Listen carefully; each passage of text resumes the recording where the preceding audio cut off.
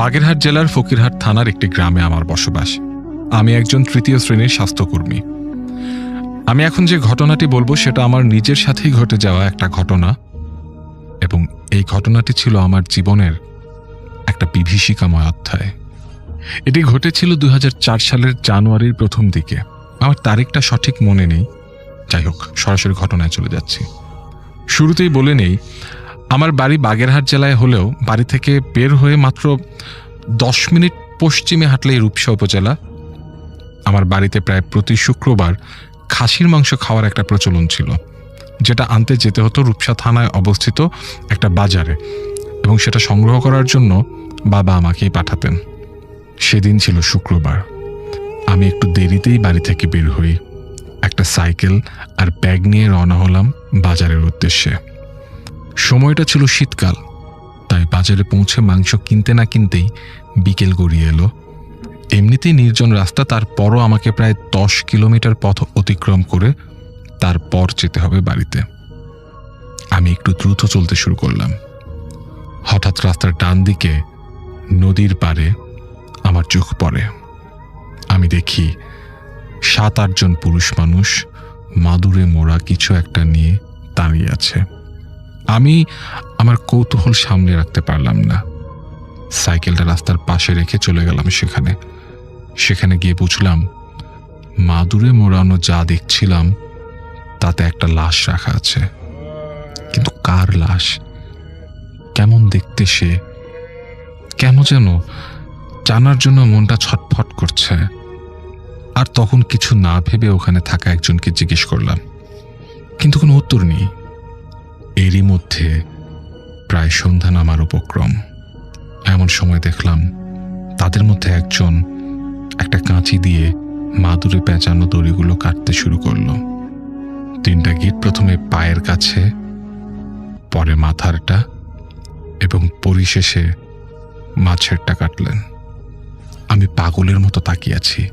মাঝের গিটটা খুলতে না খুলতেই আমি যা দেখেছি সেটা এক ভয়ঙ্কর এবং বেদনাদায়ক এক অভিজ্ঞতার মুখোমুখি করলো আমাকে।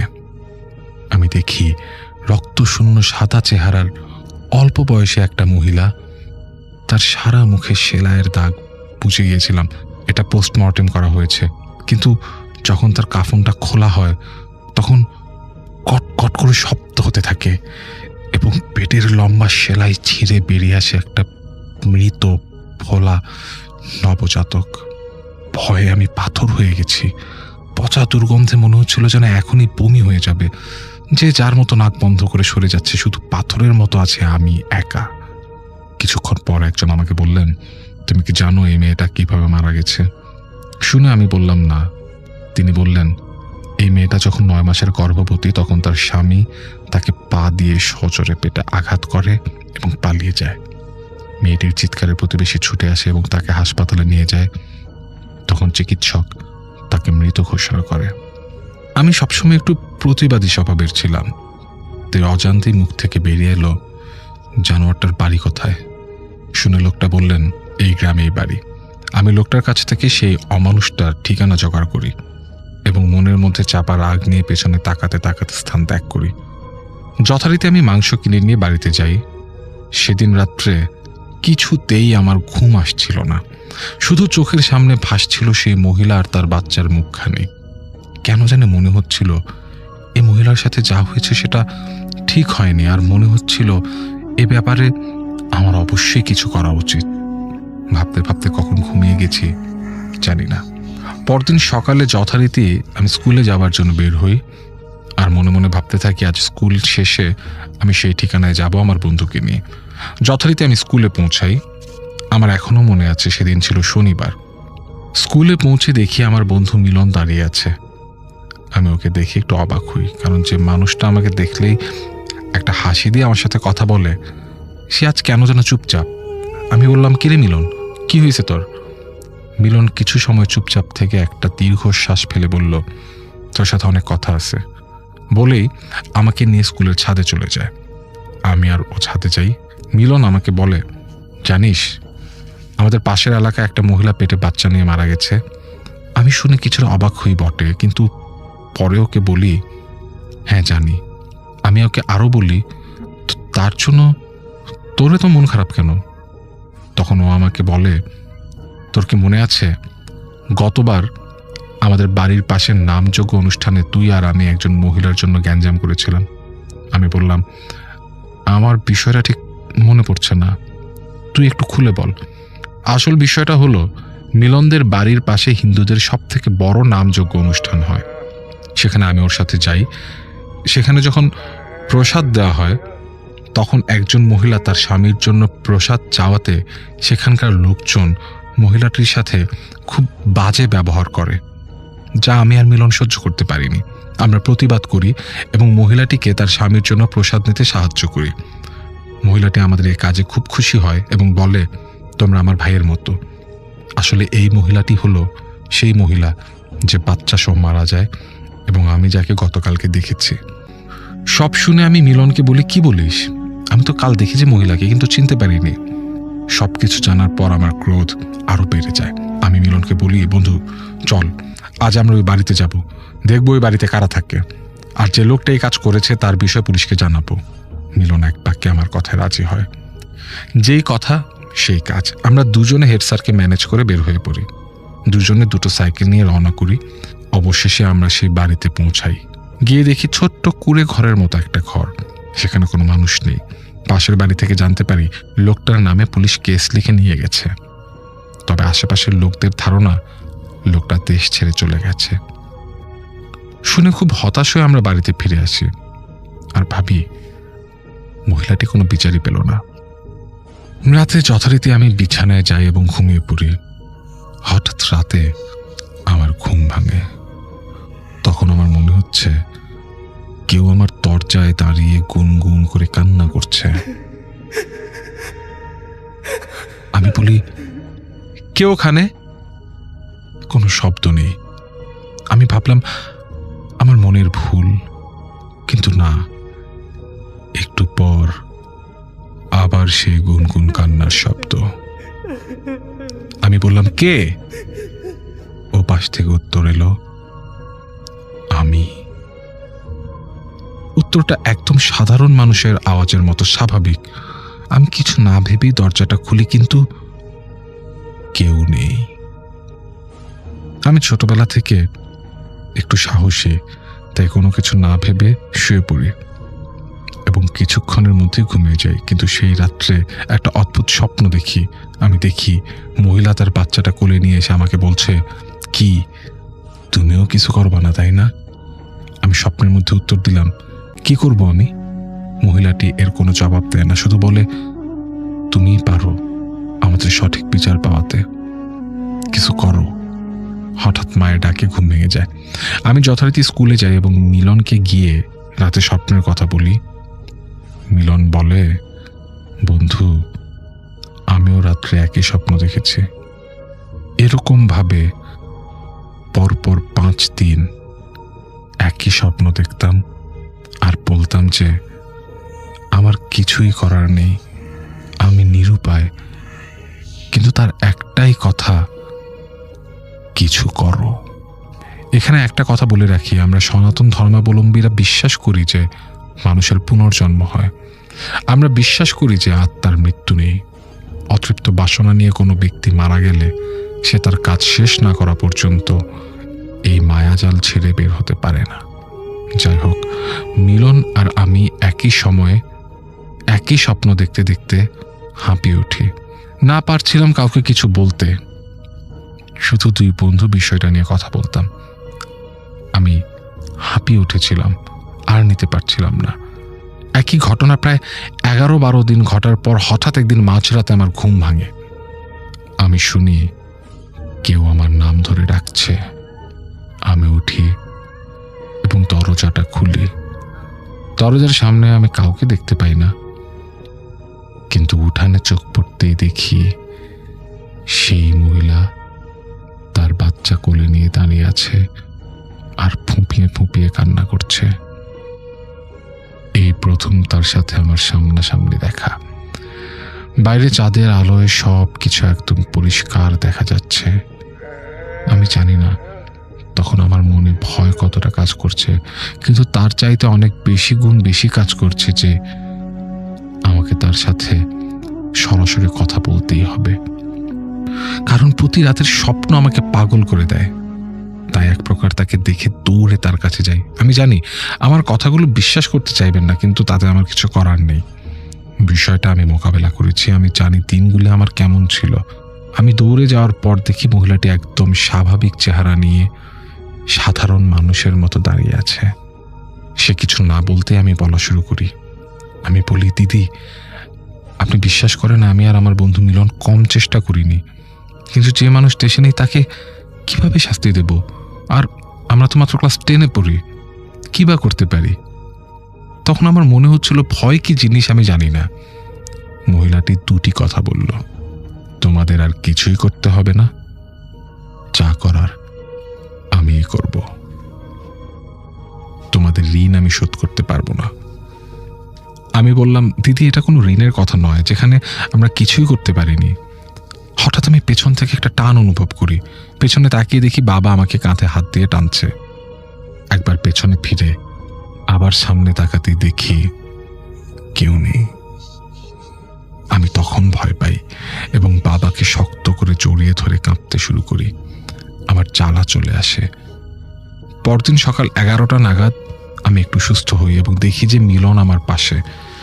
এরই মাঝে বাবাকে আমি সবকিছু খুলে বলেছি।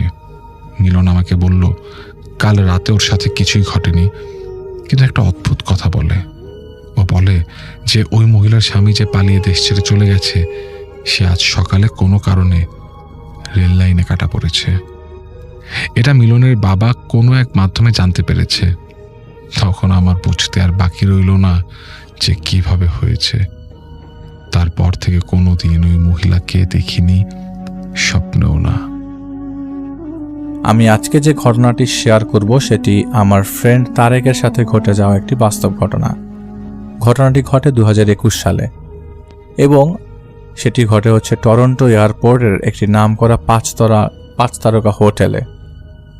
টরন্টো এয়ারপোর্টে যে হোটেল আছে সেখানে একটি 5 স্টার হোটেল আছে, সেখানে ঘটে। তো যিনি ঘটনা পাঠিয়েছেন নাইমুল হুদা ভাই, তার ফ্রেন্ড তারেক ওই হোটেলে হাউসকিপিং এর পজিশনে চাকরি করত। তো তার কাজ ছিল নাইট শিফটে হোটেলের রুম ক্লিন করা, বেড ঠিক করা, ওয়াশরুম পরিষ্কার করা এবং এই ধরনের যাবতীয় কাজই তার মূল কাজ ছিল। তো যারা হাউসকিপিং পজিশনে চাকরি করে তাদেরকে তাদের যে কোঅর্ডিনেটর থাকে সে এক দিন এক ফ্লোরে অথবা ভিন্ন ভিন্ন রুমে অ্যাসাইন করে দেয়। যেমনটা হোটেলে মেসিয়ারদের মধ্যে অনেকে ভাগ করে নেয়, টেবিল নম্বর 1, টেবিল নম্বর 2, ঠিক তেমনিভাবে কিছু কিছু ফ্লোরে কিছু কিছু রুমে যারা হাউসকিপিং আছে তাদেরকে এরকম ডিভাইড করে দেওয়া হয়। তো এমনই এক রাতে তারেকের একটা ফ্লোর সিলেক্ট করা হয় যেটি 9ম তলায় পড়ে। অতএব 9ম তলায় যতগুলো রুম রয়েছে সব রুম তারেকের ক্লিন করতে হবে।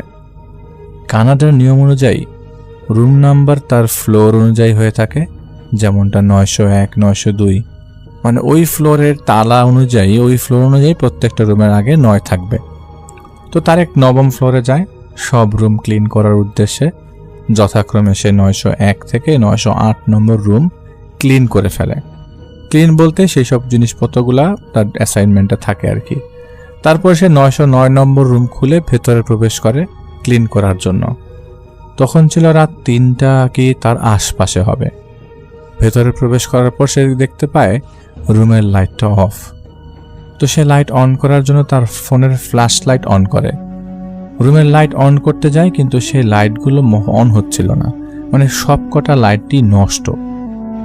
তো সেই সময় নষ্ট না, ও আর কি সময় নষ্ট করে না করে ফোনের ফ্ল্যাশ অন করে টিভির সামনে ফোনটি সেট করে কাজ করতে থাকে। টিভির সামনে ওই লাইটটা জ্বালিয়ে ফোনটা রেখে কাজ করতে থাকে। কিন্তু হঠাৎ সে অনুভব করে কেউ যেন তার দিকে তাকিয়ে আছে সোফার মধ্যে থেকে বসা অবস্থায়। তো সে মাথাটা ঘুরিয়ে হাতের ডান পাশে থাকা সোফার দিকে চোখ দেয়।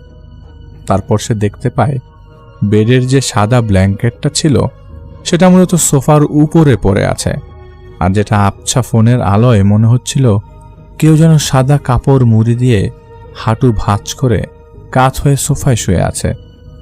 তো সে তেমন কিছু না মনে করে আবারও তার মতো বেডশিট চেঞ্জ করতে থাকে। অতঃপর সে খেয়াল করলো রুমের টেম্পারেচার অসম্ভবভাবে কমছে, মানে রুমটি আকস্মিকভাবে ঠান্ডা হয়ে যাচ্ছে। তারপর সে হিটারের মিটার চেক করতে যায়। হিটারের মিটার চেক করতে যেয়ে দেখে টেম্পারেচার 25 ডিগ্রি সেন্টিগ্রেড, মানে রুমটা স্বাভাবিকভাবেই থাকার কথা। কিন্তু ওই মুহূর্তে তার কাছে মনে হচ্ছিল যে টেম্পারেচার সেই সময় 7 অথবা 8-এর কাছাকাছি। কারণ এতদিন যাবৎ সেখানে থাকে, টেম্পারেচার সম্বন্ধে মূলত তার তো ধারণা ছিল। তো সে ভাবলো কাজ শেষ করে তার কোঅর্ডিনেটরকে রিপোর্ট করবে যে রুমটার ইলেকট্রিক্যাল সমস্যা আছে। তারপর সে ওয়াশরুমের ভেতর যাবে ক্লিন করতে। তার ফোন সহ যখনই সে দরজা খুলতেই ভেতর থেকে পচা বোটকা গন্ধ বেরিয়ে আসে। তার মনে হচ্ছিল এক্ষুনি এই দম আটকে সে মরে যাবে। সে ওয়াশরুম ক্লিন না করে বের হয়ে আসে রুমে। আর রুমে এসে দেখে অবাক করা কাণ্ড। সে একটু আগে যে বিছানা গুছিয়ে গেছিল সেটা সম্পূর্ণভাবে এলোমেলো হয়ে আছে, আর টেম্পারেচার যেন ক্রমাগত আরও কমছে। এমত অবস্থায় তার কিছু বুঝে উঠতে পারছিল না। হঠাৎ করে তার নজর যায় সোফায় থাকা সেই সাদা ব্ল্যাঙ্কেটের ওপর। সে শুনতে পায় কেউ যেন ব্ল্যাঙ্কেটের ভেতর থেকে অদ্ভুত আওয়াজ করছে। ব্ল্যাঙ্কেট বলতে কম্বলটার ভেতর থেকে। তার মনে হচ্ছিল গরু জবাই দেওয়ার পর যেমন রক্ত বের হওয়ার সময় যেমন গদগদ শব্দ করে, ঠিক তেমনি ভেতর থেকে দাপাদাপি করছে। অথচ এই ব্ল্যাঙ্কেটটার ভেতরে একটু আগে থেকে কোনো মুভমেন্ট ছিল না। গদগদ আওয়াজ হচ্ছে ব্ল্যাঙ্কেটের ভেতর থেকে। সে ভয়ে ভয়ে সামনে এগিয়ে যায় আর ব্ল্যাঙ্কেটটাকে এক হাত দিয়ে টান দেয়। টান দিয়ে সে দেখে গলা কাটা একটা ভয়ঙ্কর পুরুষের লাশ, যে সোফার উপর কাত হয়ে গলা ধরে কাতরাচ্ছে আর গড়গড় করে আওয়াজ করছে। দৃশ্যটা সম্পূর্ণ বিভৎস ছিল। এই দৃশ্যটা দেখে তারেক সেখানেই জ্ঞান হারিয়ে ফেলে। তারপর তার কোঅর্ডিনেটর খেয়াল করে ভোর 5:30টার দিকে যে ও পারে 5:30 বাজে, কিন্তু এখনো আসেনি উপর থেকে। অথচ বাকি সবাই উপরে তাদের কাজ শেষ করে ইন্সপেকশন জমা দিয়ে দিয়েছে নিচে, কিন্তু তারেকের এখনো কোনো খবর নাই। তারপর কোঅর্ডিনেটর 9 তলায় যায় তারেককে চেক করতে, রুমগুলো চেক করতে। উনি চেক করতে থাকে, কারণ সে হয়তো ভাবছিল তারেক হয়তো কোনো রুমে ঘুমিয়ে গেছে, আর এমনটা স্বাভাবিক, নাইট শিফটে এমনটা খুবই কমন। কিন্তু তারপর কোঅর্ডিনেটর যখন 9 নম্বর রুমের সামনে যায়, তখন দেখে যে রুমের দরজা হালকা খোলা। তারপর তিনি দরজা খুলতেই দেখেন তারেক কেমন অচেতন অবস্থায় নিচে পড়ে আছে, আর রুমের সব কিছু এলোমেলো।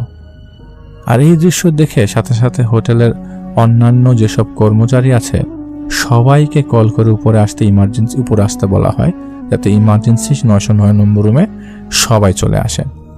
দেন তারেককে পানি চোখে মারা হয়, সেন্স ফিরিয়ে আনা হয়।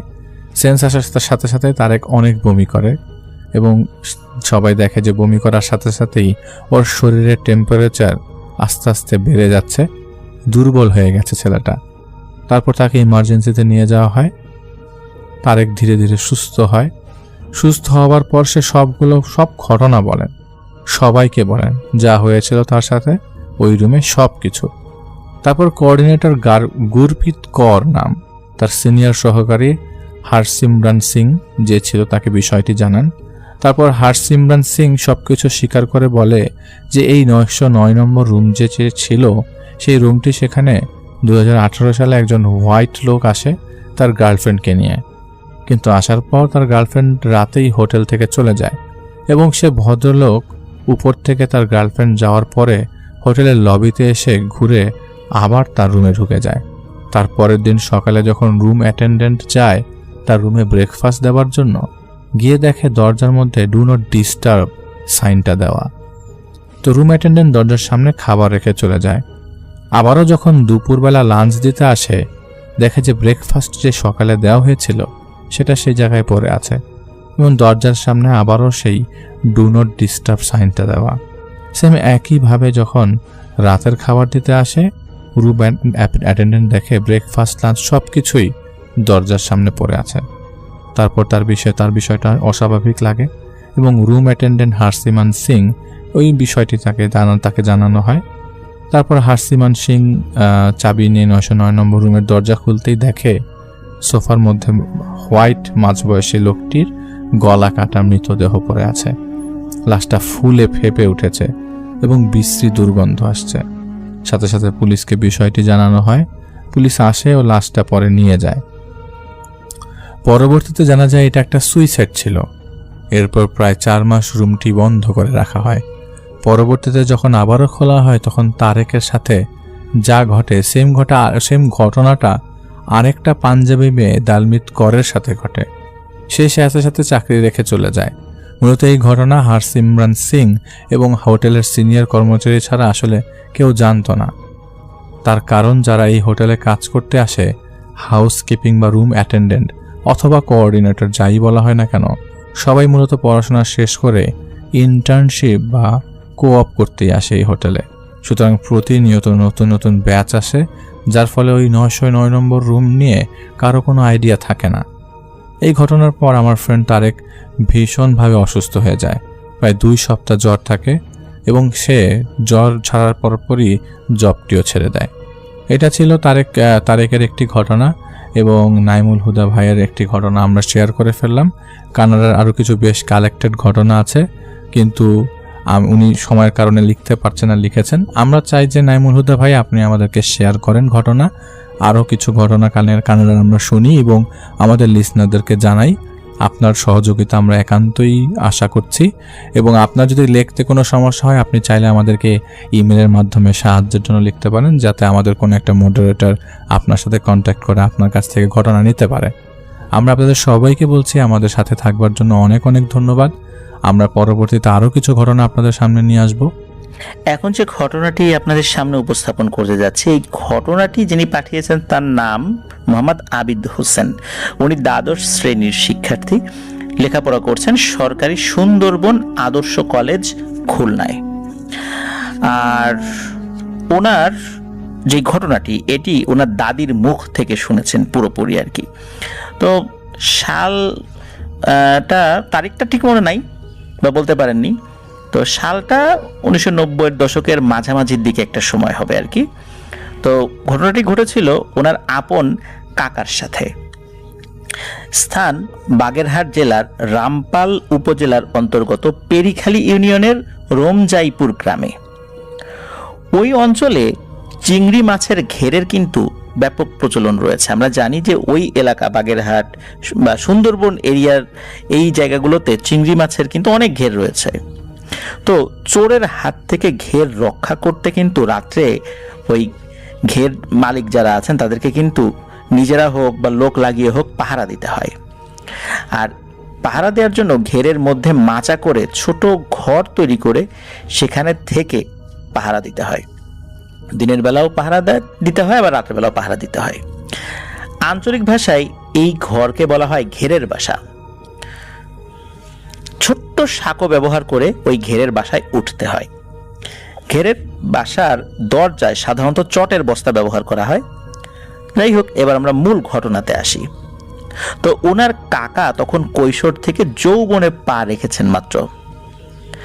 আর ওনার কাকার মামার একটি ঘের ছিল। তো কাকা রাতের বেলা সেই ঘেরের যে বাসা, ওই যে ছোট্ট বাসা, সেখানে থাকতেন। তার অভ্যাস ছিল অনেক রাত পর্যন্ত চায়ের দোকানে আড্ডা দেয়া। তো এক রাতে চায়ের দোকান থেকে ফিরলেন প্রায় রাত 10টা সাড়ে 10টার দিকে। ওই সময় গ্রামে রাত 10টা মানে তো অনেক রাত। তো তখন তিনি ঘেরের বাসায় ফিরলেন।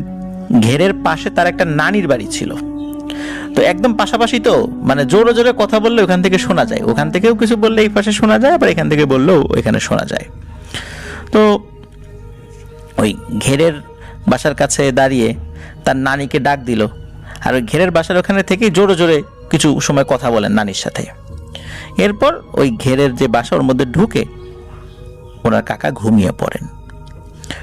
ঘুম যে কখন ভেঙেছে বা কতক্ষণ ঘুমিয়েছিলেন এটা আসলে ওনার ঠিক মনে নাই। তো একটা ডাক শুনে ওনার ঘুম ভাঙে। তো কাকা শুনতে পেলেন তারই আপন সেজো চাচা, মানে তার কাকার সেজো চাচা তাকে মোটা গলায় নাম ধরে ডাকছে।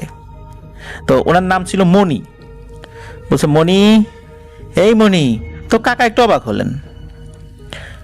তো তিনি ভাবছেন এত রাত্রে সেজু চাচা আবার করতে গেল, উনি তো তার বাসায় ঘুমাচ্ছেন, বা এত রাত্রে তো উনি কখনো আসেন না।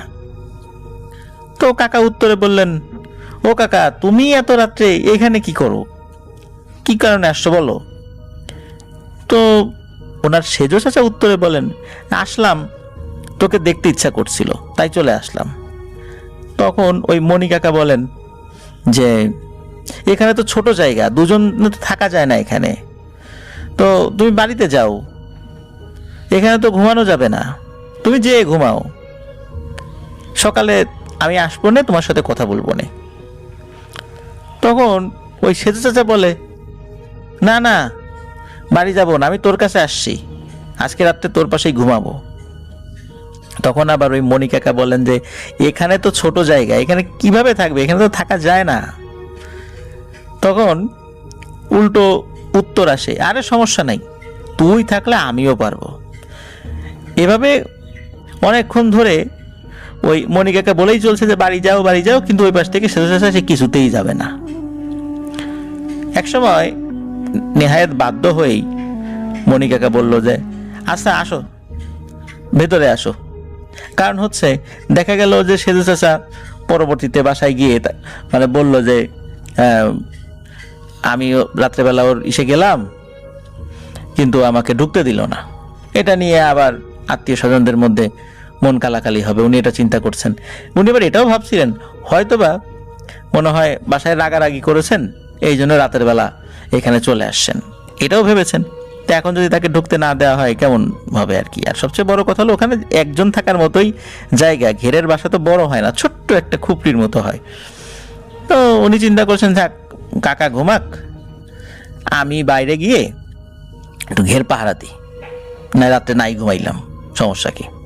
তো ওই চিন্তা করেছেন, এবং ওই যখন বলেছেন যে আচ্ছা আসো, তখন ওই মণি কাকা উঠে আবার কি করেছে, ওনার যে ওই যে চটের যে পর্দাটা, মানে যেটা আসলে দরজার মতো ব্যবহার করা হয়, মানে ঝুলিয়ে রাখা হয় আর কি, ওইটার কাছে গিয়েছেন এবং পর্দাটা সরিয়েছেন। পর্দা সরানোর সাথে সাথে উনি যে দৃশ্য দেখতে পেয়েছেন তা দেখে ওনার পিলে চমকে যায়। উনি দেখেন বিশাল একটা অবয়ব, 50-60 হাত লম্বা হবে এমন একটা অবয়ব, এবং চাঁদের আলোতে স্পষ্ট দেখা যাচ্ছে সেটার মাথা নাই, চোখও দেখা যাচ্ছে না, ওই যে বুকের উপর যে চোখ থাকে, পেটের কাছে দাঁত থাকে, এরকমটাও না, সেটার মাথা নাই, চোখও নাই, দাঁতও নাই, কিছু নাই, জাস্ট খালি মাথা নাই, বিশাল একটা অবয়ব। মানে আশেপাশ থেকে যে বাতাস হচ্ছিল, মৃদু বাতাস, সেই মৃদু বাতাসে ওই অবয়বের শরীরে যে বড় বড় লোম রয়েছে সেই লোমগুলোও উঠছিল, সেটাও বোঝা যাচ্ছিল।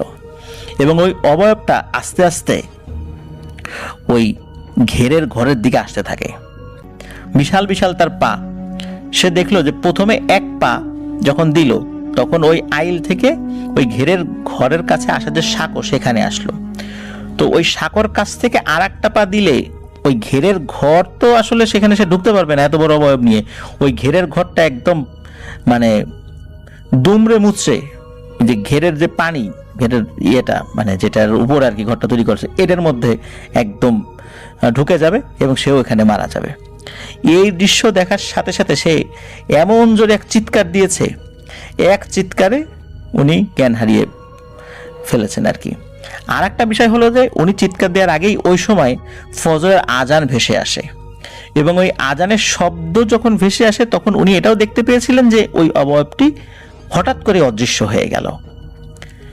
তারপরেই মূলত উনি চিৎকার দিয়েছিলেন এবং সেন্সলেস হয়ে পড়ে গিয়েছেন। যেহেতু ভোরবেলা ওনার চিৎকার, অনেকেই ঘুমানোর সময় তো অনেকেই গভীর ঘুমে থাকে ভোরের দিকে, তো ওনার চিৎকারটা আসলে ওই সময় তার পাশে যে নানির বাড়ি ছিল তারা শোনেনি। এদিকে বেলা হয়ে যাচ্ছে, সাধারণত ভোরবেলা এই মণি কাকা বাড়িতে ফিরতেন। এদিকে এই আবিদ ভাইয়ের দাদি, উনি চিন্তা করছেন কি ব্যাপার, মণি আসে না কেন, অনেক বেলা হয়ে গেছে আসে না। বাড়ি থেকে ওইটা খুব যে বেশি দূরে ছিল তা না, তো উনি ওনার ছেলের খোঁজে আসেন আর কি। তো আসার পরে দেখতে পান যে ওই ঘেরের ঘরের মধ্যে সে অজ্ঞান হয়ে পড়ে আছে। তখন তো এই আবিদ ভাইয়ের দাদি চিৎকার চেঁচামেচি শুরু করেন। তো পাশেই তো ওনার ওই মণি কাকার নানির বাড়ি ছিল, তারাও সেখান থেকে চলে আসেন, এসে দেখেন এই অবস্থা। তখন তাকে ধরাধরি করে বাড়িতে নিয়ে যাওয়া হয়। তো বাড়িতে নিয়ে যাওয়ার পর ওই ওনার যে মা, মানে আবিদ ভাইয়ের দাদি, তখন বলে যে তাতে একজন হুজুর ডেকে আনে। উনি বুঝতে পেরেছিলেন যে কোনো সমস্যা হয়েছে। তো হুজুর যখন আসে তখন কিন্তু ওই ওনার আবিদ ভাইয়ের যে মনি কাকা, তার কিন্তু জ্ঞান ফিরেছে। তো জ্ঞান ফেরার পর সে বলছে আমি কোথাও যাব না, আমি এখানেই থাকবো। তো এখন হুজুর বলে যে বাবা তোমার একটু ঝেড়ে দেই, তুমি থাকো, কোনো সমস্যা নেই, তোমার বাড়িতে তুমি থাকো। তখন আবার ওই মনি কাকা চিৎকার করে বলে ওঠেন, এই খবরদার, এই হুজুর যেন আমার কাছে না আসে।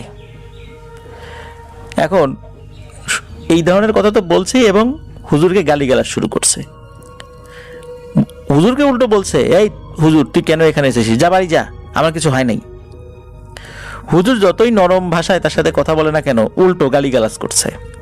এবার হুজুর হুঙ্কার দিয়ে বলে ওঠেন, এই বেয়াদব বয় এখানে, নাহলে লাঠি দিয়ে মেরে তোর অবস্থা আমি খারাপ করে দেব। ওই অবস্থাতে ওই মনি কাকা আর হুজুরের সামনে বসতে চায় না। যাই হোক, 5-6 জন মিলে জোর করে ধরে বসিয়ে দেওয়া হয়।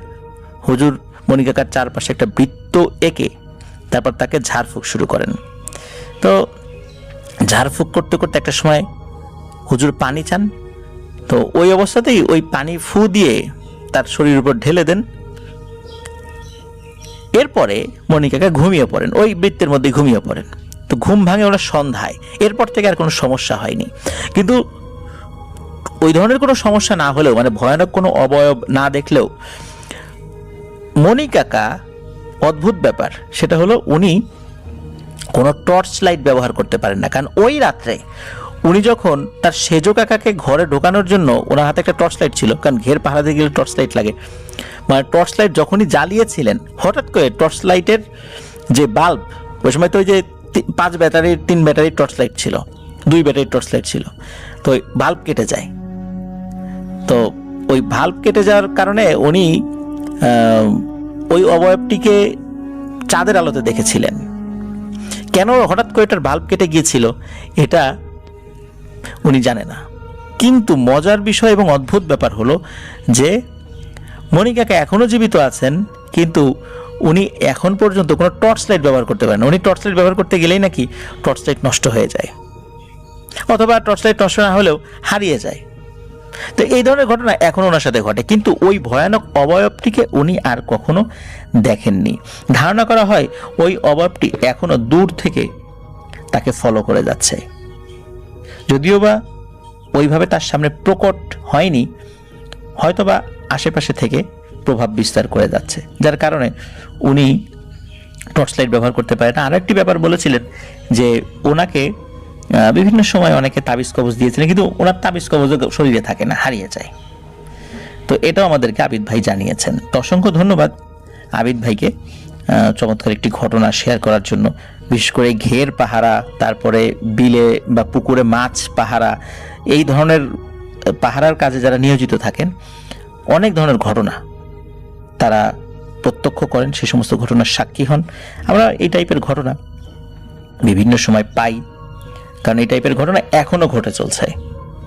এই জন্য এই ধরনের ঘটনা আমরা রেগুলার পেয়ে থাকি। ধন্যবাদ জানাচ্ছি আবারও আবিদ হোসেন ভাইকে, কষ্ট করে ঘটনাটি লিখে পাঠিয়েছেন। এখন যে ঘটনাটা শেয়ার করব সেই ঘটনাটা আমাদের কাছে এসেছে বাংলাদেশের বাইরের একটা এলাকা থেকে, বাইরের কোনো দেশ থেকে আসছে। তো তার এই ঘটনা তার পুরো জীবনকে বদলে দিয়েছে। তো আলাদা হতে বাধ্য করেছে তার পরিবার থেকে তাকে। তার নাম মাসুদ রানা। তার হোম ডিস্ট্রিক্ট হচ্ছে টাঙ্গাইল, আর গ্রামের বাড়ি হচ্ছে থলাপাড়া। যাই হোক, ঘটনাটা শুরু হয় 2001 সালের ফেব্রুয়ারি মাসে। তখন তার বয়স 2 বছর অথবা 3 বছর। তার বাবা ছিল একজন পুলিশ, তাই চাকরির সুবাদে তারা সপরিবারে কুমিল্লায় চলে যায়। আর কুমিল্লার দাউদকান্দি মডেল থানার পাশেই তারা একটা বাসা নেয়। বাসাটা ছিল 2 তলা। মূলত ঘটনা শুরু ওই বাসা থেকেই। আর ওই 2 তলা বাসায় তার নিচে 2টা ফ্যামিলি থাকতো, এবং তারা নিচে থাকতো, এবং উপরে থাকতো একটা ফ্যামিলি এবং বাড়িওয়ালা।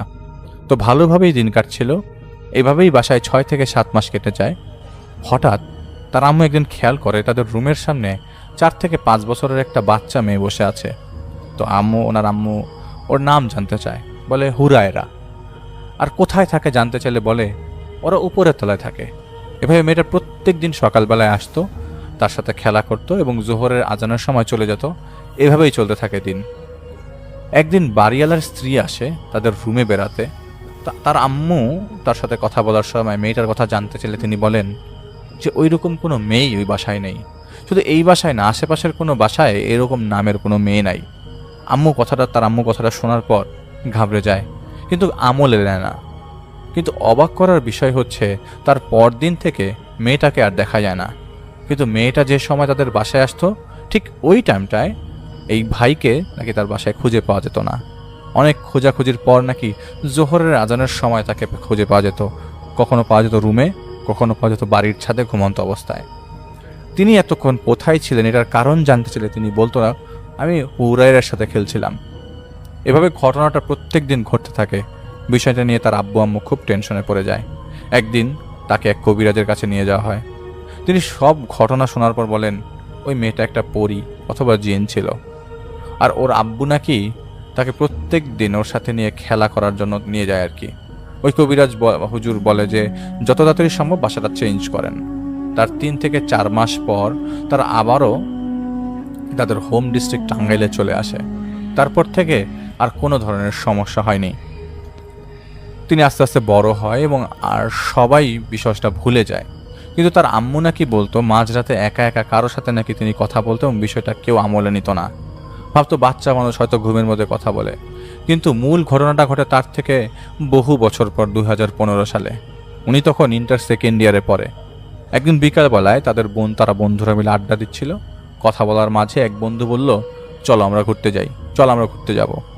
তো তিনি জানতে চান কোথায় যাব। ও বলে যে কক্সবাজার। তো তারা সেই কাজ পরদিন বাড়ি থেকে পারমিশন নিয়ে অনলাইনে কক্স টুডে হোটেলের একটা 3টা রুম বুক করে এবং শুক্রবার যথারীতি তিনি কক্সবাজারের উদ্দেশ্যে বাড়ি থেকে রওনা দেয়।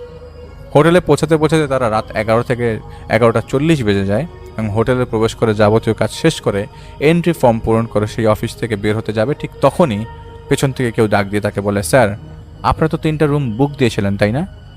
তো তিনি বলেন হ্যাঁ, কিন্তু কেন? তখন উনি মুচকি এসে বললেন, স্যার আপনারা তো সিঙ্গেল রুম বুক করেছেন, ওখানে তো কাপল থাকার কোনো সিস্টেম নাই। উনি কিছুটা অবাক হয়ে বললেন, কাপল মানে? আমরা তো 3জনই সিঙ্গেল, আপনি কাপল কোথায় পেলেন? তারপর তিনি ভালোভাবে লক্ষ্য করেন যে ওনার মুখের মধ্যে একটা ভয়ের ছাপ পড়েছে। মনে হয় উনি কোনো কিছু দেখে খুব ভয় পাচ্ছেন। তারপর ওই মাসুদ ভাই বললেন যে উনি লোকটা বললেন যে সরি, আমি হয়তো ভুল দেখেছি, আপনারা যেতে পারেন। আর কোনো প্রবলেম হলে আমাকে জানাবেন প্লিজ। আর কিছু না চিন্তা করে যে যার রুমের সাথে তারা চলে যায়। তো রুমে প্রবেশ করে ফ্রেশ হয়ে বিছানায় বসেছিল, এর মাঝে হঠাৎ দরজা নক করার শব্দ পায়। দরজা খুলে দেখে হোটেল বয়। তো মাসুদ ভাই বলে, কি চাই? সেটা বলে, স্যার আপনারা কি খাবেন? তিনি বলেন, 340 41 নম্বর রুমে আমার 2টা ফ্রেন্ড আছে, ওরা যা খাবে আমাদের জন্য তাই নিয়ে আসো। সেটা বললো, স্যার ওনারা তো বিরিয়ানি খাবে। তো মাসুদ ভাই বললো যে আমার জন্য নিয়ে আসো। কিন্তু মাসুদ ভাই একটা জিনিস খেয়াল করলো যে ছেলেটা যে কথা বলতেছে তার সাথে, কিন্তু অবাক দেশে তাকিয়ে আছে তার বিছানার দিকে। তখন হঠাৎ করে ছেলেটা বলে উঠলো, স্যার বিছানা তো সিঙ্গেল, আপনাদের থাকতে কোনো সমস্যা হবে না? তখন তিনি বললেন, থাকতে সমস্যা হবে মানে কি বলছো তুমি? ছেলেটা মুচকে এসে বলে, স্যার আপনারা ঘুরতে এসে কি ফ্লোরে ঘুমাবেন নাকি? ছেলেটার কথা শোনার পর তিনি খুব অবাক হয়ে যায়, এ কি পাগলের মতো বলছে? তারপর ছেলেটা চলে যায়। কিছুক্ষণ পর খাবার আসে। খাবার খেয়ে তারা শুয়ে পড়ে এবং সারাদিন জার্নি যেহেতু করেছে শরীরটা বেশ খারাপ লাগছিল এবং কখন যে তারা ঘুমিয়ে পড়ে তারা ঠিক টের পায়নি। তার কিছুক্ষণ পর হঠাৎ করে ঘুম ভেঙে যায় মাথায় কারো আলতো হাতের স্পর্শে। চোখ খুলতেই দেখে মাথার কাছে একটা মেয়ে বসা। তার পরনে ছিল একটা লাল শাড়ি আর চেহারাটা ছিল মায়াবী হাসিতে ভরা।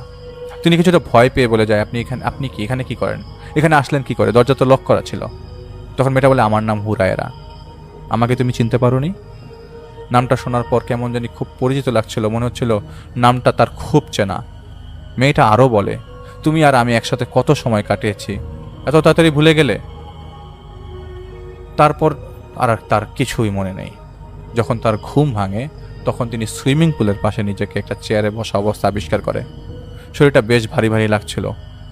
হোটেলে ঢোকার সময় দারোয়ান তাকে দেখে বলে, স্যার আপনি আর ভাবি সেই যে রাত্রিবেলা রুম থেকে বের হলেন আর রুমে ঢুকলেনই না, বাইরে সময় কাটিয়েছেন নাকি? তুই ছোট মানুষ, তুমি বুঝতেছে না কি বলবে। তিনি কোনো জবাব না দিয়ে রুমে চলে যায়। সব ঘটনা তিনি বন্ধুদেরকে খুলে বলে। ওরা তার কথায় হেসে উড়িয়ে দেয়, বলে ধুর বাদ দে, তোর মনের ভুল, মজা করতে আসছিস, মজা করে আজ এরা চিন্তা বাদ দে।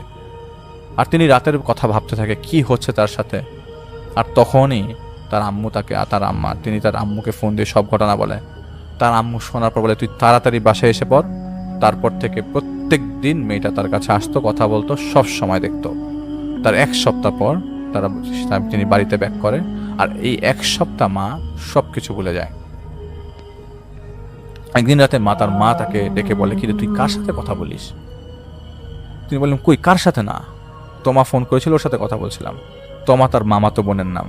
তাই মা আর কিছু বলল না, তিনিও মাকে কিছু জানায়নি। এভাবে কেটে যায় 6 মাস। ভালোই কাটছিল সবকিছু, কিন্তু দিনে দিনে তার শরীরের অবনতি ঘটতে থাকে। এটা নিয়ে সবাই চিন্তায় পড়ে যায়। অনেক ডাক্তারের কাছে ঘুরেও কোনো কাজ হচ্ছিল না। একদিন সকালে ঘুম থেকে উঠে দেখে তার মা ভীষণ কান্না করছে। কারণ জানতে চাইলে বলে, তুই নষ্ট হয়ে গেছিস, তোকে আমার ছেলে বলে পরিচয় দিতে আমার লজ্জা লাগে। কথাটা শুনে তার মাথায় আকাশ ভেঙে পড়ে। তো পরে তিনি জানতে পারে সেদিন রাতে নাকি তিনি কথা বলছিল হুরায়ের সাথে, তার মা নাকি শুনতে পারে সব কথা, এবং উপর থেকে যে আপনার ভেন্টিলেশনের জন্য যে খালি জায়গাটা উকি মারা যায়, সেখান থেকে তিনি দেখতে পায় যে তার ছেলের সাথে হুরায়েরা রুমের মধ্যে আছে। তো তখন তিনি বলেছিল, তোকে না বলেছি ওর সাথে কথা বলতে মানা করেছি তোকে। তারপর তিনি চলে যায় সেখান থেকে, এবং পরবর্তী সময় তখন পরের দিন তিনি বাজারে যায়। বাসায় আসার পর দেখে তার মা নতুন একটা বালিশ দিয়ে তাকে বলে, আচ্ছা রাতে এটাতে ঘুমাবি। যথারীতি তিনিও শুয়ে পড়ে। ঠিক মাঝরাতে কারো প্রচণ্ড চিৎকারে তার ঘুম ভেঙে যায়।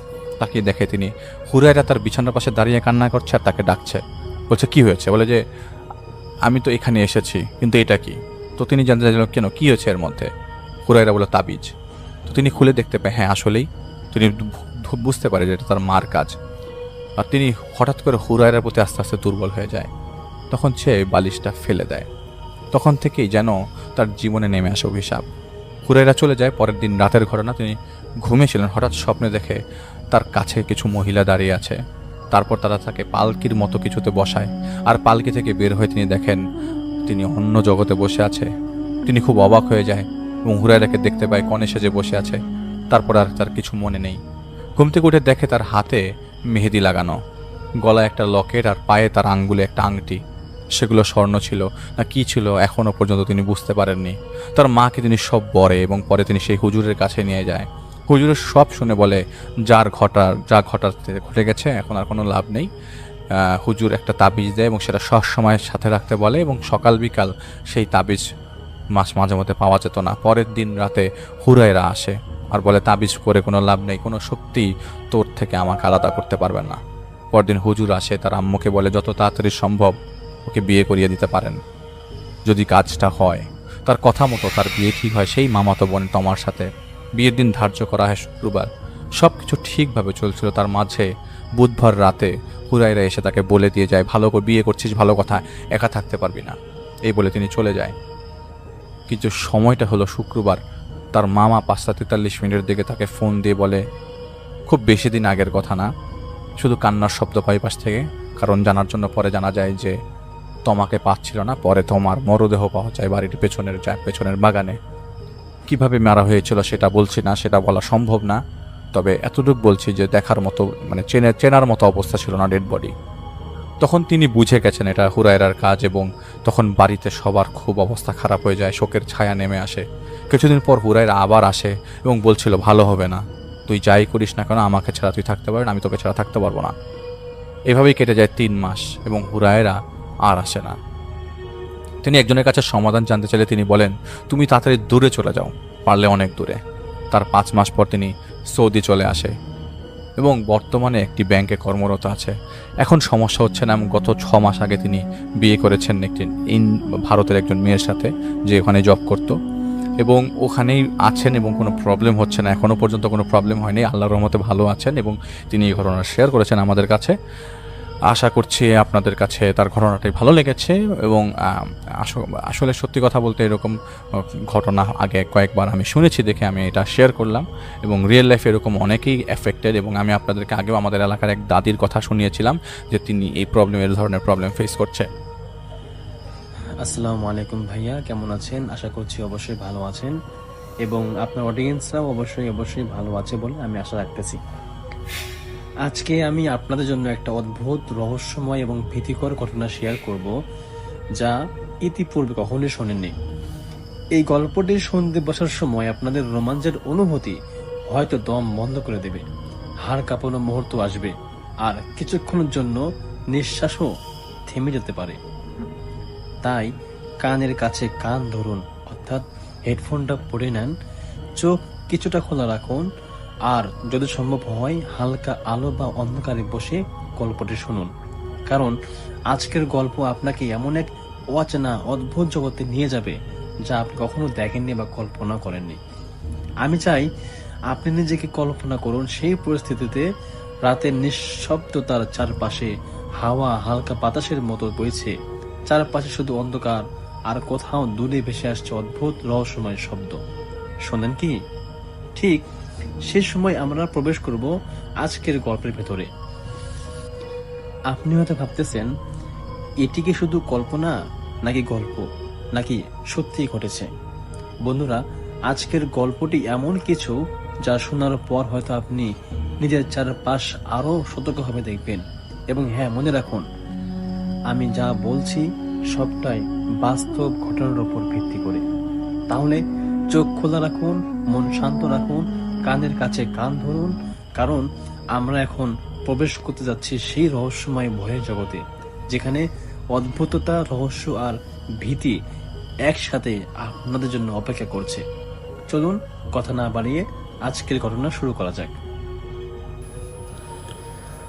ময়মনসিংহ মেডিকেল কলেজে, সেখানে মেডিকেল হাসপাতালের পুরনো ভবন ছিল একটা লিফটটা খুব কম মানুষের ব্যবহার করত, কারণ সবাই জানতো যে সেখানে 13 নম্বর কোনো তালা নেই। কিন্তু মাঝে মধ্যে লিফটের ডিসপ্লেতে 13 নং তালা দেখা যায়। পরিচ্ছন্নতা কর্মী সোহাগ রাতের শিফটে কাজ করত। একদিন রাত 1টার দিকে তাকে এক নার্স এসে বলল যে 1 নম্বর তালাতে অক্সিজেন সিলিন্ডার পৌঁছে দিতে হবে। সোহাগ কথা মতো লিফটে উঠল। লিফটের দরজা বন্ধ হতেই ভেতরের আলো একটু দপ করে নিভে আবার জ্বলে উঠল। সে খেয়াল করলো ডিসপ্লেতে কোনো তালার সংখ্যা নেই, যেমন 1, 2, 3, তারপরে 4, 5, 6 বাদ দিয়ে 8 এবং 9। এরপরে হঠাৎ করে লিফটটা থেমে গেল। তলার ডিসপ্লেতে অদ্ভুতভাবে একটি সংখ্যা জ্বলে উঠল, 13। সোহাগ প্রথমে ভাবল যে এটা হয়তো লিফটের ভুল। লিফটের দরজা খুলবে না ভাবছিল, কিন্তু দরজা ঠিকই খুলল ধীরে ধীরে। দরজা খুলতে সে দেখল দীর্ঘ অন্ধকার একটা করিডর, সবগুলো লাইট বন্ধ, শুধু দূরে লাল ইমার্জেন্সি লাইটটা জ্বলছে। কিন্তু সবচেয়ে ভয়ঙ্কর ব্যাপার হলো এই তলায় কোনো শব্দ নেই, এবং হাসপাতালে যে সাধারণ গন্ধ থাকে সেই গন্ধটুকুও নেই, বরং এক ঠান্ডা পুরনো মোচ ধরা স্যাঁতস্যাঁতে গন্ধ। সোহাগ প্রথমত লিফট থেকে একদমই বের হতে চাইল না, কিন্তু ঠিক তখনই লিফটের দরজা তার পেছনে ছটাস করে বন্ধ হয়ে গেল, এবং ডিসপ্লে লেখা উঠল যে 13 লকড। এমন দেখার পরে সোহাগের বুকটা ধক করে উঠল। সে করিডর ধরে এগোতে শুরু করলো। পাশের কাচের জানালাগুলো তো শুধু নিজের ছায়া দেখা যাচ্ছিল, কিন্তু কয়েক সেকেন্ড পর দেখলো তার আর কোনো ছায়া নেই। যেন মনে হচ্ছে যে আরেকটা ছায়া তার পাশেই দাঁড়িয়ে আছে। উচ্চতা অস্বাভাবিক বড়, কাছ থেকে নিচে ছায়াটা ঝুলে আছে কাপড়ের মতো, মাথা একেবারে লম্বা, বিকৃত। সোহাগ পেছনে ফিরল, দেখলো যে পেছনে কেউ নেই। আবার কাছের দিকে তাকাতে দেখলো ওই ছায়াটা আবার কাছের ভেতর থেকে সোজা বের হয়ে আসছে, যেন পাতলা কালো ধোঁয়া কাচ ভেদ করে বের হয়ে মানুষের আকৃতি নিচ্ছে। সোহাগ এমন দেখার পরে দৌড়াতে লাগলো। করিডোরের শেষে ফায়ার এক্সিট লেখা একটি দরজা দেখে সেটার দিকে ছুটল, কিন্তু দেখলো দরজাটা বন্ধ। হঠাৎ পিছন থেকে একটা নারীর কণ্ঠ, এই তোলাটা মৃতদের জন্য, তুমি এখানে ভুলে আসছো। সোহাগ ধীরে ধীরে পেছনে ঘুরল। একজন নার্স দাঁড়িয়ে বলল, হাসপাতালের পুরনো নীল ড্রেস পরা, ড্রেসটা ছেঁড়া, রক্তের দাগ শুকিয়ে কালো হয়ে গেছে, মুখটা পুরো সাদা, চোখ নেই, শুধু ফাঁকা গর্ত। নার্সটা গিয়ে এসে বলল, যারা বেঁচে থাকে তাদের তো এখানে আসার কথা নয়, তুমি এখানে আসছো মানে তুমিও মৃত। হঠাৎ সেই নার্সের লম্বা হাত সোহাগের গলার দিকে বাড়াতে লাগলো। হাতটা বড় বড় হতে হতে প্রায় ছায়ার মতো লম্বা হয়ে গেল। ঠিক তখনই ডিং অর্থাৎ লিফটের দরজা খুলে গেল এবং ভিতরটা উজ্জ্বল আলোয় ভরা। সোহাগ সুযোগ বুঝে লিফটের দিকে দৌড় দিল। লিফটে ঢুকেই ক্লোজ বাটন চাপলো। দরজা বন্ধ হওয়ার সময় সে দেখলো ওই নার্সটা এবার দৌড়ে দৌড়ে লিফটের দিকে আসছে। দরজা ঠিক বন্ধ হওয়ার আগের মুহূর্তে নার্সটার বিকৃত মুখটা দরজার ফাঁকে দেখা গেল এবং লেখা হলো, ফিরে আসবে, 13 তলায় সবাই ফিরে আসবে। এরপর দরজা বন্ধ হয়ে গেল। লিফটে নেমে এলো 9 নম্বর তলাতে। স্বাভাবিক আলো, স্বাভাবিক শব্দ, সব ঠিকঠাক, কিন্তু সোহাগ দেখল তার হাতের উপরে হালকা কালো আঙুলের দাগ রয়ে গেছে, যেন কেউ তার হাতটা জোর করে ধরেছিল। আর সবচেয়ে ভয়ঙ্কর হলো, সেদিনের পর থেকে যে লিফটে সোহাগ ব্যবহার করে তার ডিসপ্লেতে মাঝে মধ্যে তলায় সংখ্যা বদলাতে গিয়ে হঠাৎ 13 নম্বর সংখ্যা জ্বলে ওঠে। যদিও এই ভুবনে কোনো প্রকার 13 তলা নেই। তো সোহাগ ভেবেছিল যে ঘটনা এখানেই শেষ, কিন্তু সে রাতের তার আসল আতঙ্ক শুরু হলো। বাসায় ফিরে সে দরজা বন্ধ করলো, আলো জ্বালালো, ঘুমানোর চেষ্টা করলো, কিন্তু মাথার ভেতরে বরাবর সেই নার্সের ফাঁকা চোখের গর্ত আর তার বিকৃত মুখ ভেসে উঠছিল। রাত তখন 3টা বাজে। মোবাইলে নোটিফিকেশন আসলো, টিং।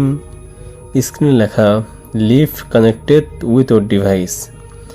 সোহাগ তো হতবাক হয়ে গেল।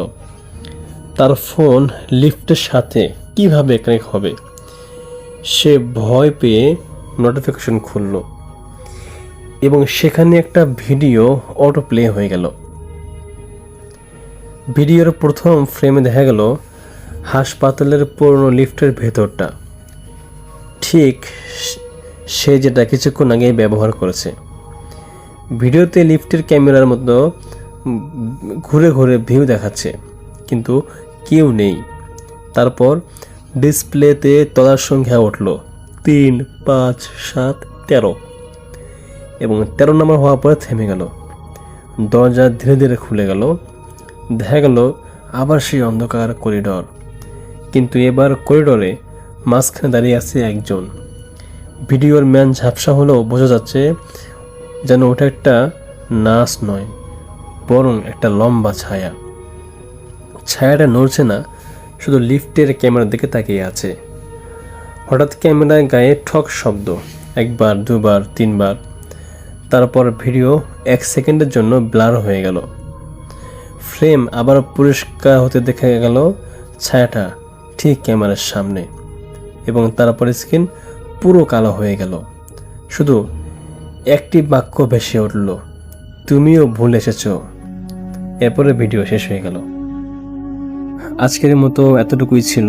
যারা অনেক ধৈর্য নিয়ে এতটুকু পর্যন্ত গল্পটা শুনেছেন, আপনারা অবশ্যই আপনাদের মূল্যবান মতামত কমেন্টে জানিয়ে দিবেন, এবং অবশ্যই আপনারা লাইক, কমেন্ট, সাবস্ক্রাইব সব কিছু করবেন। আপনাদের লাইক, কমেন্ট, সাবস্ক্রাইব এগুলো দেখলে আমাদেরকে হাজারবার গল্প বলার অনুপ্রেরণা যোগায়।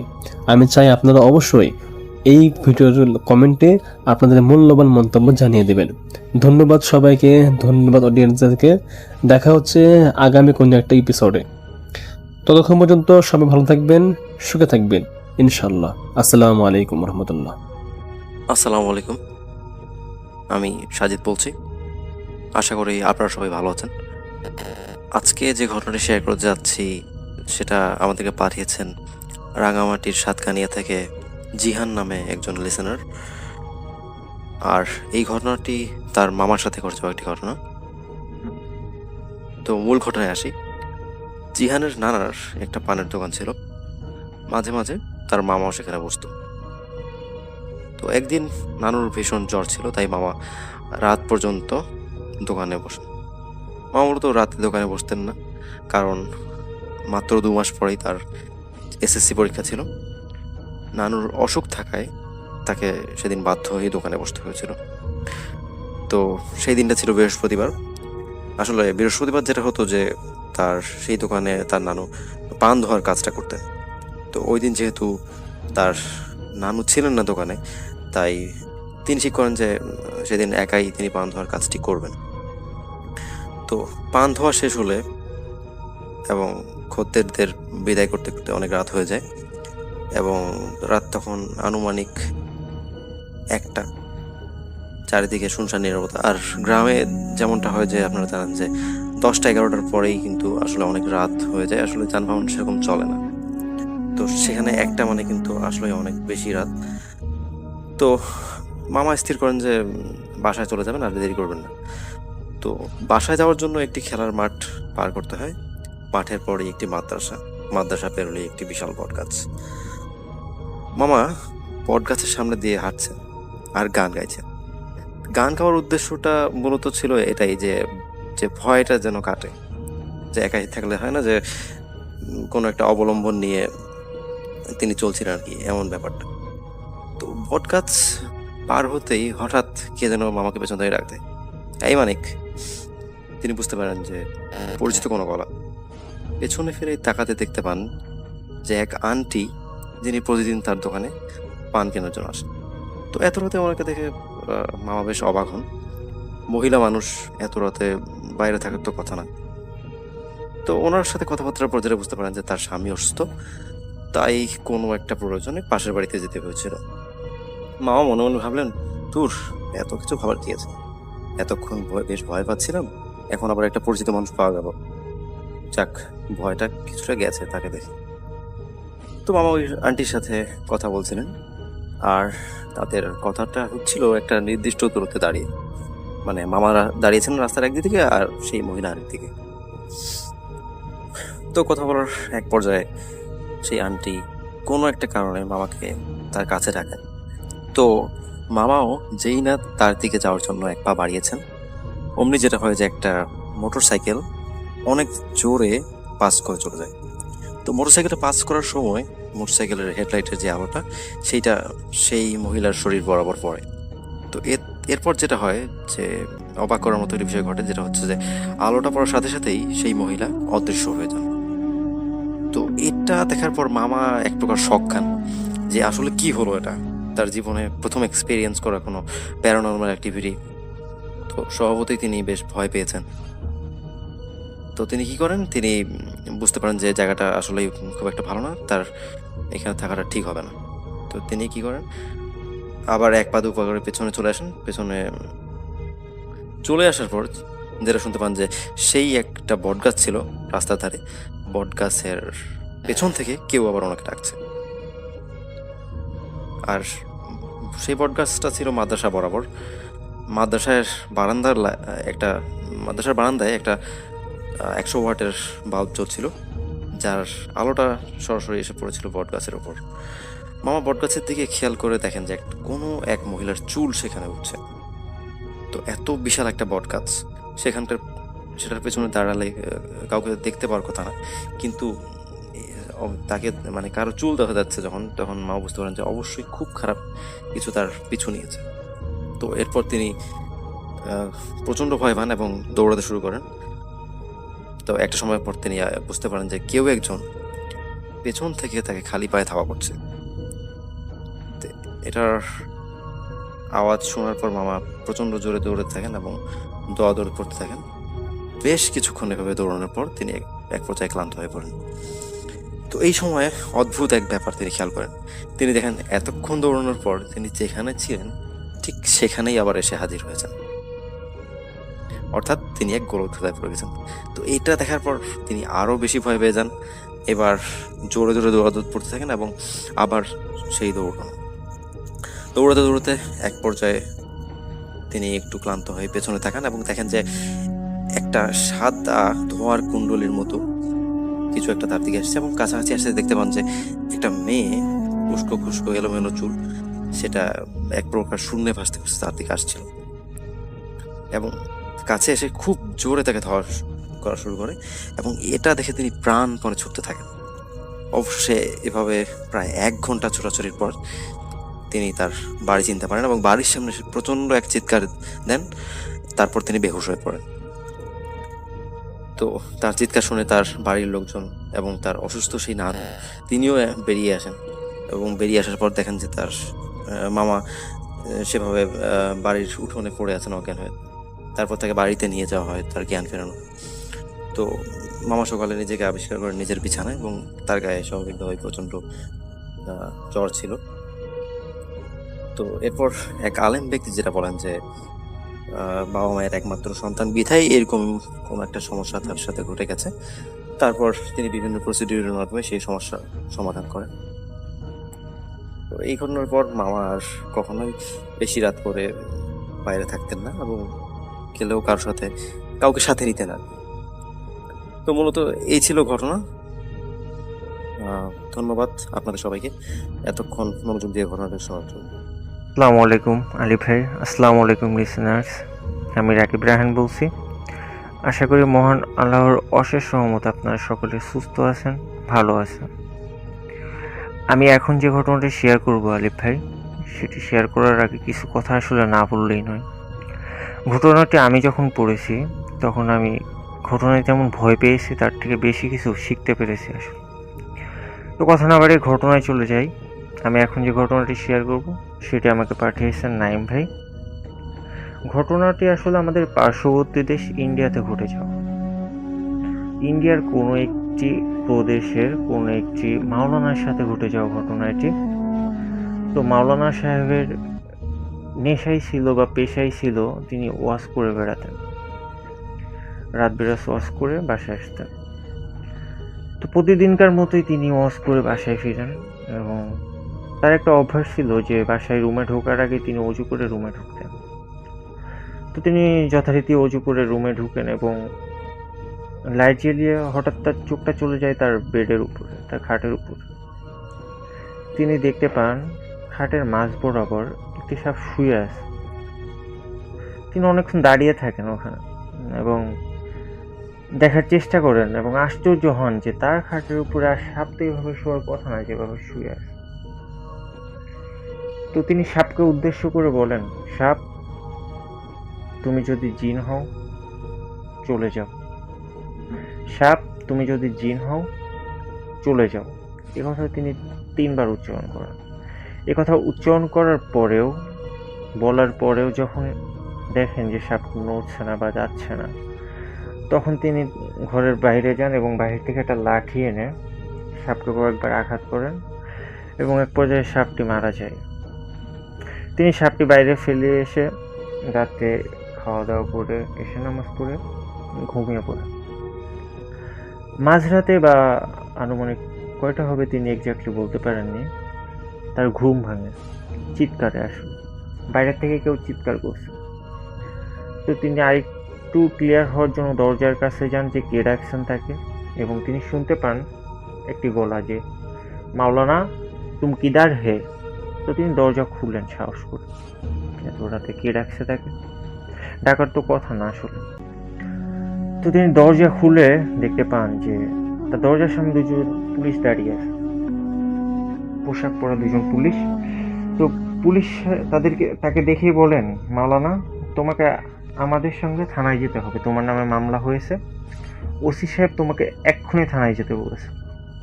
এই কথা শোনার পর আসলে মাওলানা সাহেব অনেকটা অবাক হন, একটা আশ্চর্য হন, আবার ভয়ও পান যে হঠাৎ রাতে ঘুম থেকে উঠে কেমন কথা, আমার নামে মামলা হয়েছে। তিনি এমনটা আসলে কখনো করেন নাই, কোনো ঝামেলায় তিনি ছিলেন না। তো তিনি কিছু চিন্তা না করে, যেহেতু পুলিশ সাথে আছে, তাকে থানা যেতে হবে, অভিযোগ হয়েছে, তিনি যান তার পুলিশের সাথে।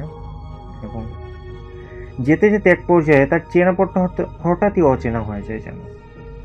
তিনি আশপাশে কয়েকবার তাকান, চিনতে পারেন না। তিনি আবার চেষ্টা করেন যে কোথায় আসছেন, তার অবস্থান কোথায় এখন সেটা নির্ণয় করতে, কিন্তু পারেন না। তিনি ভাবেন যে পুলিশদেরকে জিজ্ঞাসা করবে নাকি, ভাই তা আমাদেরকে কোথায় নিয়ে যাচ্ছেন। তো তিনি সেটি করারও সাহস পান না। তো একটা সময় লক্ষ্য করেন যে এমন একটি জায়গায় এসেছেন যেখানে একটি সুদর্শন মুরব্বী একটি চেয়ারে বসে আছে, তার সামনে আরো অনেক চেয়ারে, ঠিক আদালতের মধ্যে যেভাবে বসে সেভাবে আরো অনেকজন বসে। তো পুলিশে তাকে ধস্তাধস্তি করে তাকে ধরে দিয়ে কাঠগড়ায় দাঁড় করায়, কিছু না বলে। তিনি তো আসলে কিছু বুঝে উঠতে পারছেন না আসলে যে কি হচ্ছে তার সাথে। তো ঠিক যেন একটি আদালতের পরিবেশ, বিচার কাজ হবে এবং বিচারকের আসনে সেই সুদর্শন মুরব্বী বসে আছে। তো সুদর্শন মুরব্বী হঠাৎ করেই মাওলানাকে উদ্দেশ্য করে বলেন, মাওলানা, তুমি তো অপরাধ করে ফেলেছ, মস্ত বড় অপরাধ করেছ। আরে অপরাধের শাস্তি কি তুমি জানো? মৃত্যুদণ্ড। মাওলানা সাহেব তো আসলে কিছুই মিলাতে পারছেন না কি হচ্ছে তার সাথে। তো তিনি সামনের বসা চেয়ারের লোকগুলাকে দেখার চেষ্টা করেন যে কথা বলবেন কি হচ্ছে এখানে, কিন্তু তাদেরকে স্পষ্ট তিনি দেখতে পাচ্ছেন না, আসলে একটা ঘোরের ভিতরে তিনি আছেন। তো তিনি উপায় না পেয়ে বিচারক সাহেবকেই জিজ্ঞাসা করেন যে বেয়াদবি নেবেন না তো, আমাকে যদি একটু আমার অপরাধটা শোনার সুযোগ করে দিতেন আসলে। তো তখন সে মুরব্বী বা বিচারকের আসনের লোককে তাকে বলে যে তুমি আজ সন্ধ্যার পর বাড়িতে এসে একটি নিষ্পাপ জিনকে, নিরপরাধী জিনকে হত্যা করেছ। জিনটি তোমার বেডের উপরেই বিশ্রাম করতেছিল, কিন্তু তুমি তাকে মেরে ফেলেছো। তখন তিনি আসলে মাওলানা সাহেব বিষয়টি পুরোপুরি ক্লিয়ার হয়ে যান তিনি কি করেছেন। তিনি খুব ভালোভাবে বুঝতে পারেন যে তিনি যে সাপটিকে মেরেছিলেন সেটি আসলে সাপ ছিল সাপরূপী কোনো একটি জিন। তো তিনি আসলে অনেক দুশ্চিন্তায় পড়ে যান। তো এক পর্যায়ে তার মাথায় আসে, তিনি সাপটিকে মারার আগে 3 বার বলেছিলেন যে সাপ, তুমি যদি জিন হও চলে যাও। এটি তিনি তার বিচারককে জানান এবং বিচারক তখন বলে, না, এমন কোনো কথা আসলে শোনার কথা না তার। তো তিনি তাকে খুলে বলেন যে এটি আমাদের মহানবী সাল্লাল্লাহু আলাইহি ওয়াসাল্লামের একটি হাদিস যে তোমরা যখন কোথাও সাপ দেখবে তখন মারার আগে 3 বার সাপকে উদ্দেশ্য করে বলবে, সাপ, তুমি যদি জিন হও চলে যাও। তো 3 বার বলার পরেও যদি সে সাপটি সেখান থেকে না সরে বা না নড়ে, তখন সাপটিকে মারা যাবে। তো এটা আসলে বিচারকের সঠিক হাদিসের ধারণাটা ছিল না যে এটা সঠিক হাদিস কিনা। তো তিনি আদালতের প্রাঙ্গণে যত লোকজন ছিলেন সামনে সকলকে উদ্দেশ্য করে বললেন যে আপনাদের মাঝে কি ওই হাদিসের সত্যটা জানেন? কেউ অনেকক্ষণ আসলে কোনো সাড়া দেয় না, মানে কেউ জানে না এমনটা। তো হঠাৎ পিছনের সারি থেকে একজন মুরব্বী, অনেক বয়স্ক হবে, তিনি হাত উঁচু করে বলেন, জনাব, হাদিসটি আমি শুনেছি এবং এটি সত্য।